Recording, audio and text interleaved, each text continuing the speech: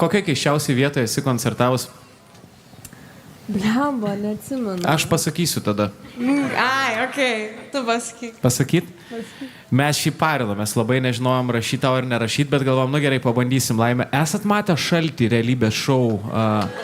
Esat matę?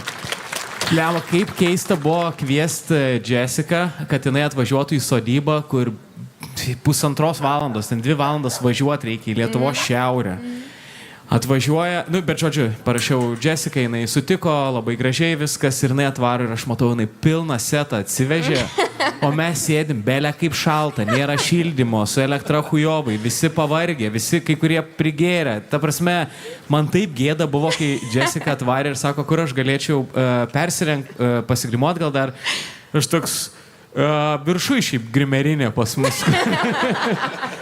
Ir nieko, ir tu atvarėjai ir aš dar, kaip tik sakau, neseniai prasižiūrėjau video ir tu tiesiog tarp baidarės ir irklentės dainavai toj valtiniai. Tai šiaip ganėtinai amazing, kad už kiek čia po 3 metų tu 3 kalnų parkus darai, prieš 3 metus tu pas mane valtiniai dar dainuodavai.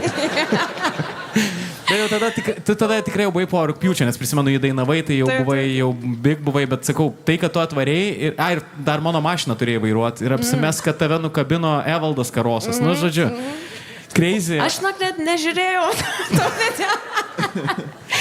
Bet buvo smagu, aš tiesiog atsimenu, kad buvo smagu. Ne, šiaip labai smagiai gavosi ir labai juokingai išėjo, tai neturėjau gal dar geros labai progos padėkoti, noriu dėkoti prieš 1000 žmonių. Po 3 metų. Ačiū tau labai, ačiū. Ar už kurą reikia atiduoti ar ne, pasakysi.